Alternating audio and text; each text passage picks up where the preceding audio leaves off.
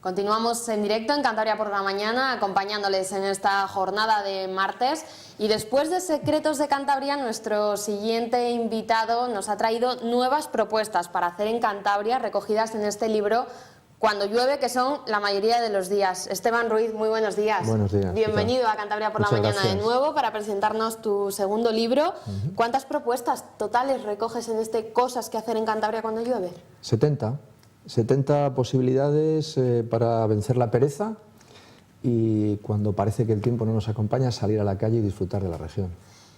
¿Definirías los libros, tanto Secretos de Cantabria como este, como unas guías turísticas alternativas o tú cómo los describirías? Pueden ser, una mirada diferente a la región. Yo creo que sí, que tenemos muchas cosas que ofrecer y en muchos casos la publicidad institucional o las campañas se están olvidando de pequeños lugares, pequeños recursos que yo creo que son los que le pueden dar mucha vidilla primero al público, a la gente de Cantabria, que le gusta explorar la región los fines de semana, pero también al de que viene de fuera. Porque hay que pensar que el turista que viene a Cantabria es un turista fiel y repetitivo. El 80% de la gente que viene siempre y repite. Pero le estamos ofreciendo siempre lo mismo. Pero es que ya fueron a Cabárceno y estuvieron en Altamira y en Fuentedé y entraron en El Soplao.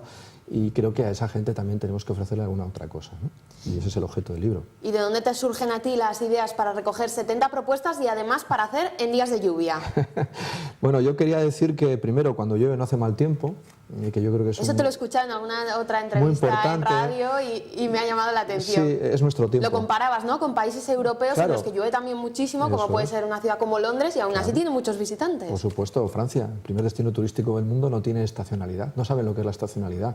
Ellos tienen una oferta turística que está basada en su industria agroalimentaria, en su paisaje, en su patrimonio cultural y en el paisanaje, en el saber acoger a la gente. Es una industria de la hospitalidad, en la cual todos los ingredientes se interrelacionan. Y si hace bueno, fantástico, y si hace el sol, muy bien, pero si llueve hay muchas cosas para hacer.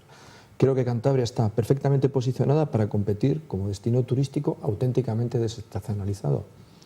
Y pienso que insistimos una y otra vez en, digamos, poner el foco sobre los mismos recursos y los mismos lugares.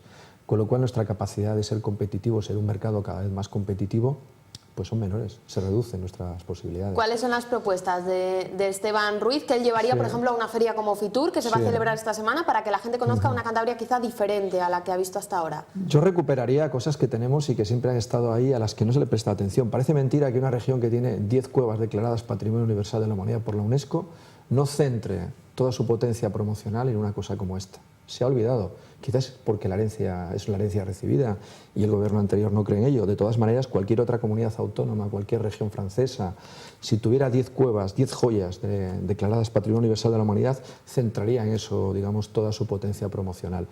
Yo creo que nuestro paisaje natural es espectacular, que tenemos una industria agroalimentaria increíble y que tenemos que vincular el espacio natural, la industria agroalimentaria y el patrimonio cultural como un todo para ofrecer un relato de la región diferente al que ofrecemos. Sobre todo porque, y yo creo que esto es importante tenerlo en cuenta, tenemos destinos turísticos alrededor, nuestros vecinos, que están compitiendo y compitiendo duro, transformando y posicionándose de otra manera y ofreciendo elementos más vinculados a la identidad del lugar como estrategia promocional. De las cosas que has comentado antes que tenía Francia, las has repetido para Cantabria, pero te has olvidado de la hospitalidad. ¿No somos hospitalarios? Muchísimo. Es que además yo creo que la industria turística y la industria cultural tienen que basar, una de las claves es la hospitalidad. Creo que los cántabros somos tremendamente acogedores y sabemos hacerlo muy bien. También somos un poco llorones. Yo creo que en Cantabria hay que dejar de llorar y hay que tener una perspectiva de más largo plazo para poder posicionar a la región como un destino turístico de primer nivel, como siempre ha sido. Aunque últimamente los resultados pues no son tan halagüeños. Yo creo que se ha perdido potencia de comunicación externa, ¿no? Y tenemos destinos turísticos que compiten con otras herramientas. Quizás estamos haciendo lo mismo de siempre y creo que tenemos que dar un salto en este sentido. Con lo cual el libro al final es también un propósito, es decir, tenemos mucho que ofrecer cuando aparentemente el tiempo no nos acompaña. Damos por hecho que tenemos unas playas maravillosas, unas ciudades increíbles, un comercio boyante y que esto se puede vender siempre en verano. Pero es que además, cuando llueve, no hace mal tiempo y además podemos hacer muchas cosas, no solo ir a un centro comercial. Cuéntame alguna de las cosas, por ejemplo, que podemos hacer y que tú relatas en este libro. Bueno, el libro tiene 4 grandes apartados. En el primero hablo de arte y emoción bajo la piel de Cantabria. Yo creo que tenemos una Cantabria de superficie y una Cantabria de interior. Los espeleopaseos por algunas grutas de Cantabria me parecen experiencias turísticas increíbles. No es necesario tener grandes conocimientos de espeleología para hacer excursiones bajo tierra, de 3, de 4 kilómetros. Son experiencias inolvidables que yo recomiendo a cualquiera. Todas las experiencias de las que hablo en cosas que hacer en Cantabria cuando llueve están definidas para pequeños grupos. Yo también creo en ese turismo íntimo, pequeño, ese turismo de la experiencia, que puedes hacer en familia o con amigos, porque yo creo que seguir insistiendo en el turismo masivo no es bueno para la región. Que un factor o indicador de éxito de un puente de Semana Santa sea una larga y kilométrica cola de coches entrando a Cabárceno, me parece que es un error. Yo creo que eso no es el modelo por el que Cantabria tiene que apostar, porque tiene pequeños lugares diseminados por toda la región que realmente lo que necesitan es coordinarse entre sí y construir redes e itinerarios para poder facilitar que la gente circule y fluya por la región. Y hay que insistir más en esto.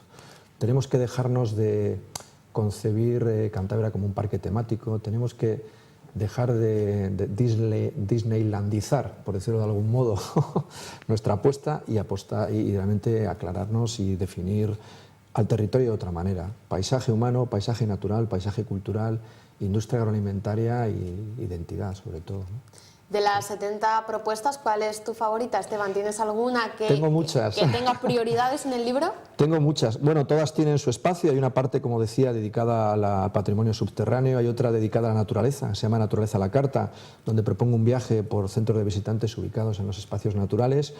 Hay otra que se llama La memoria de los trabajos y los días, vinculado a nuestro patrimonio etnográfico y emocional.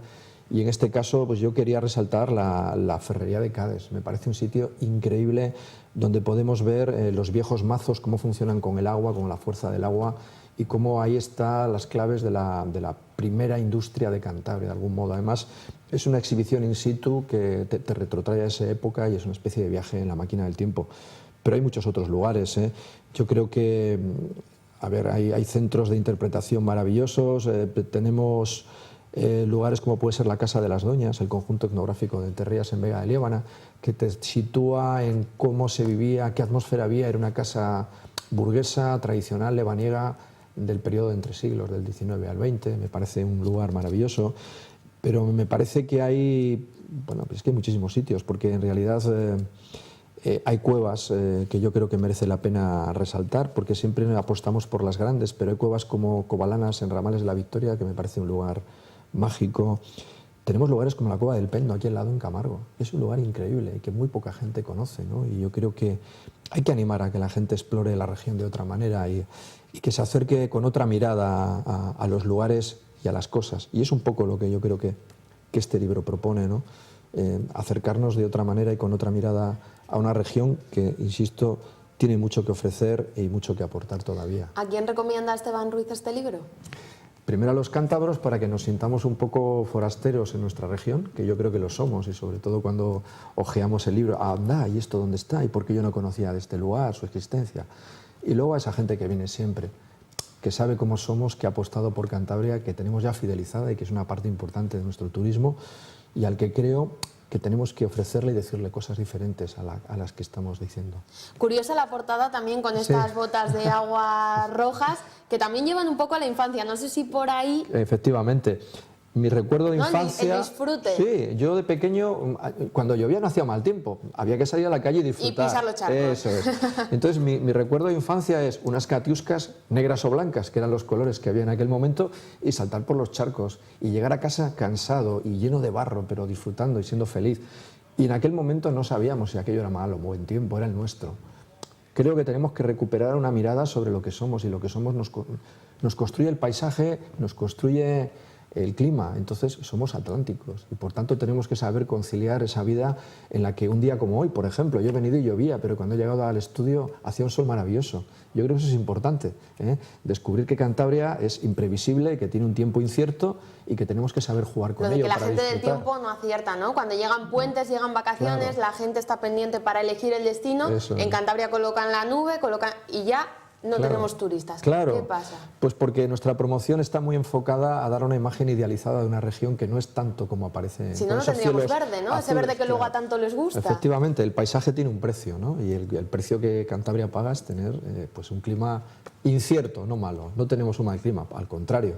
¿Qué pasa? Que digamos que hay que posicionar la región y las propuestas que se pueden hacer en esta región en función de un clima inestable.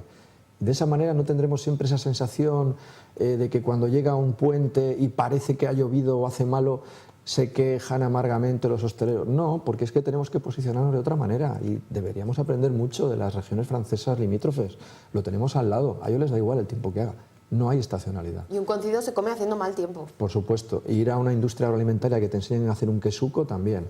Y entrar en una cueva lo puedes hacer todo el año. Y visitar un centro de interpretación en un espacio natural también. Y es que además ir a un bosque cuando llueve es maravilloso si llevas un paraguas.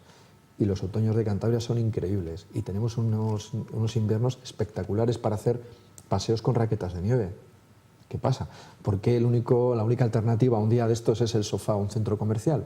Yo creo que tenemos que saltar un poquito y salir de nuestra pereza cotidiana para entender que la región tiene mucho que ofrecer todo el año.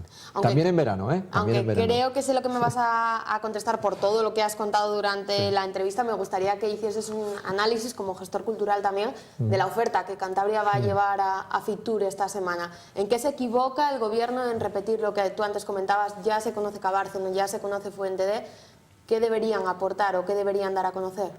Yo entiendo que apostar por algo que es incierto, en el sentido de que hablamos de un evento efímero como el Mundial de Vela, o apostar por algo que aún no está concluido, que es un proyecto privado excepcional para la ciudad, es un error, porque en definitiva es una apuesta del Gobierno de Cantabria por Santander, pero no por la región. Yo creo que tendríamos que ir más allá de esto. Los eventos efímeros tienen una vida efímera y yo creo que tienen un consumo reducido.